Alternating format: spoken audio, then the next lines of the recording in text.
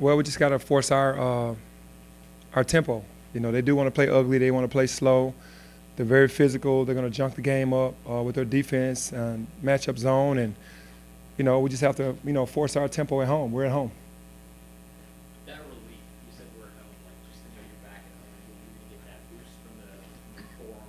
What's that like for you guys? Yeah, it feels good, man. You know, obviously the road woes are very frustrating. You know, we watch film and see exactly what it is, but then going to the next game and repeat. We just have to get better with that. But at home, we've had the energy. We've fed off the crowd, been having some great numbers, fans coming out, and the place being packed. And that definitely gives us the energy to, you know, those guys the energy to go out there and play their hearts out. And it's been working. We just want to continue that. Nate Cronin is a guy that sort of from day one has been very complimentary of you and the Memphis program. Is there anything you can take from a coach like that that's had some sustained success and use it yourself? You can take a lot from Coach Mick Cronin. He is one of the coaches that I have the most respect for because his culture, he's built his culture, and he doesn't let guys take plays off. He don't let them make excuses. He knows what the work is, what the work entails, and once he gives you the assignment, he wants you to go out there and do it. It's a culture of together. You know, they're together, and they're playing for each other on both ends of the floor, and they play desperate every single minute. And you have to tip your hat to any coach that can get their guys to play at that level. You get Cincinnati and UConn both at home this week. For this league, not to say anything bad about the teams that are at the top league now, but to get you guys and UConn, obviously Cincinnati's there now, but do you think that's important for the league to have sort of these traditional powers back where they are, where they were? Well, it would be great, you know, as many teams as we can get at the top. But like you said, Memphis and UConn were two teams in the past that have always been at the top.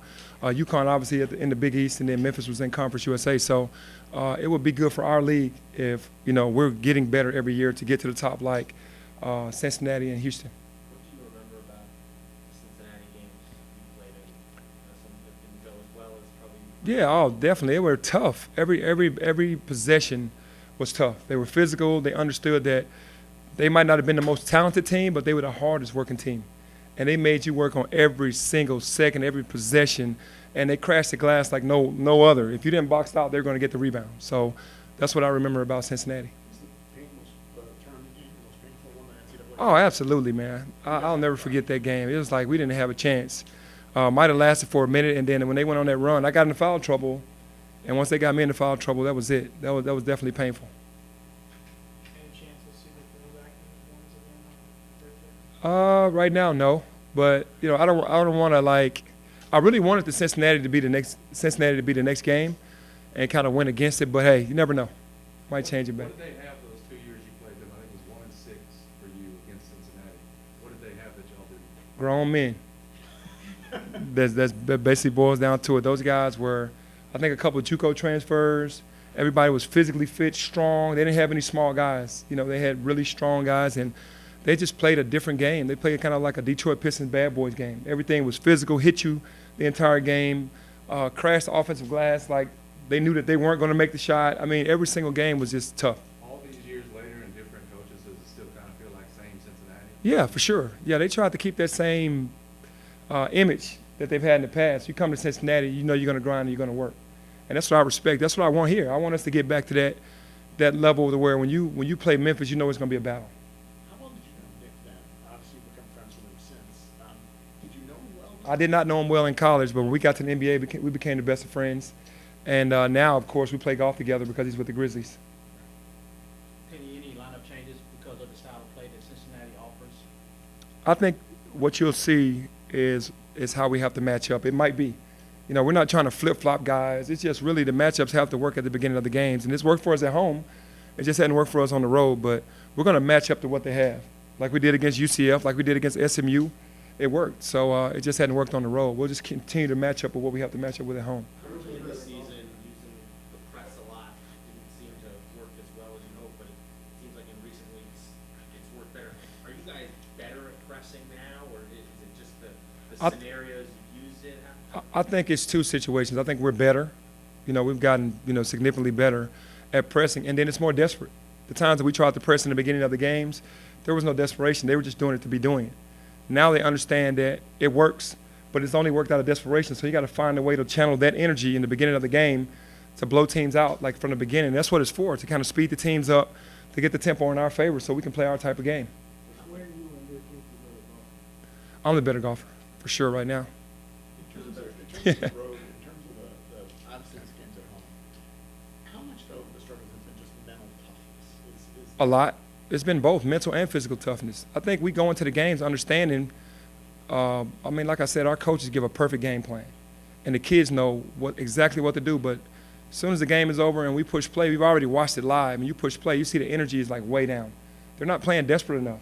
Letting guys catch the ball easy, guys going around them, blow-bys off the dribble right away, giving up offensive fouls. And then we get on the offensive rebounds, and then we get on the offensive end, it's like we've never played before.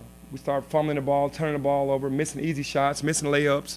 Then you miss your free throws, and before you know it, you're down 15. you mentioned Antoine Jones just a few weeks ago. We were talking about the progress he made. Mm-hmm. After this last game, you said you're having a hard time playing him just because he's not there mentally. We need Antoine, man. I mean, he's a big guard. I think he kind of checks himself out of the game, into and out of the game. He's just kind of struggling with that right now, and we're supporting him. He just has to want it more. We need him. It's not playing a game with him. It's just he has to mentally come in every day and be prepared to play Division I basketball. Is it something that you see in practice, whether he's or not, or is it used game by game? You don't know what you're gonna. It's the same. It's in practice.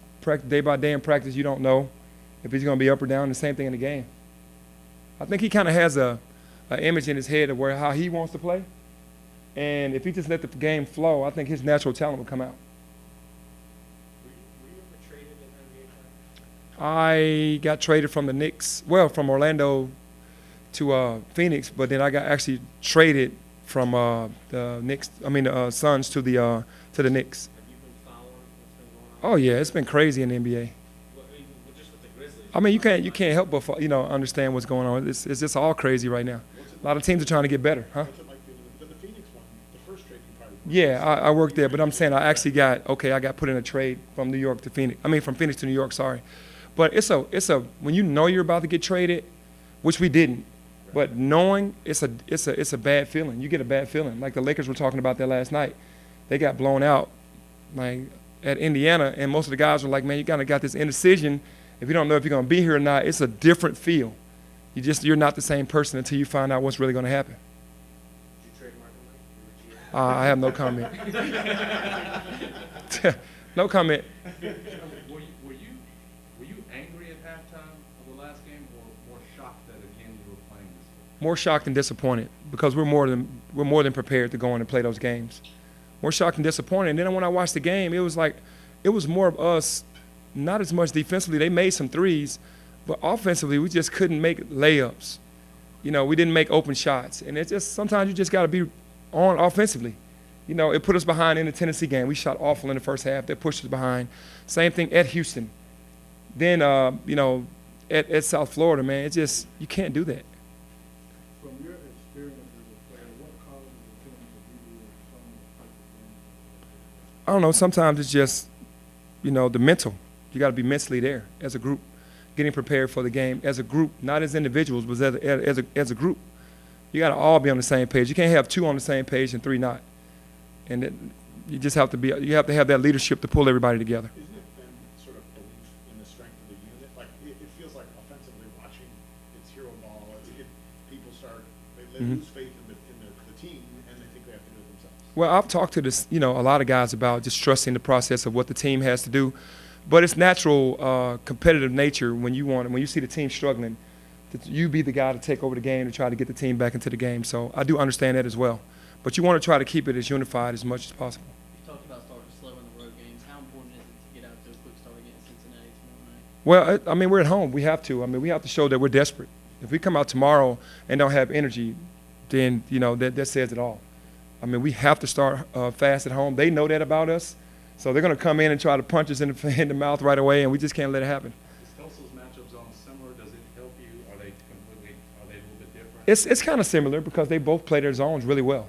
The energy is the same. Cincinnati's energy might be more, because they're just such a physical team. But Tulsa's matchup zone did help us a lot before we played Cincinnati. Hey, Penny, do you think your players are taking the fact that you have the conference tournament in Memphis, your road games for granted, because they know they have the ace in the hole back at home? I don't think so. I think that, like I said, the mental toughness just isn't there on the road. I don't think they're looking that far ahead to say, well, even if we don't win on the road, we got the conference tournament, because nothing is promised. you know, you want to be in the seating in the top 4. You don't want to be bottom, you know, at the bottom. So I don't think they're thinking on that level. Is there anything you think you guys can do as a staff to improve the cohesiveness of the team? I mean, we're doing all we can as a staff. You know, the team just has to be able to come together. You know, the one thing on this level, the guys just have to like each other. They have to want to play together. They have to want to make it work for this team. And to me, the team has to take on the personality of the city. Well, every team that I played on or seen that have been great, they've taken on the personality of Memphis. We have to get take on the personality of this city, and that's hard working, grinding, and giving it your all from the very jump ball. How do you feel about the late signing free? I'm feeling pretty good. You know, we're working our butt off trying to, you know, get some other guys here, and you know, we feel pretty good. They obviously still have to make the decision, but we feel pretty good. And you mentioned that Cincinnati has this established brand of physicality and toughness. How would you define the brand that you're trying to build here? Actually, I'm trying to build the same, but it takes time because, you know, you have to continue to recruit the guy that's going to be the dirty work guy. You can't change guys in one season of who they've been, you know, and the culture that I want is like Cincinnati. Earn everything, grind it out, take on the personality of the city. Oh, nothing easy, and for every second that you're on their floor, man, you're giving it your all. Can you get 5-star guys to be dirty work guys? You can get those guys to buy into your culture for sure. Yeah, I know those guys are recruited, but a lot of times they are spoiled. You know how 5-star guys are, but they'll come in and buy into a system for sure. Were you spoiled as a All right, thank you. guy?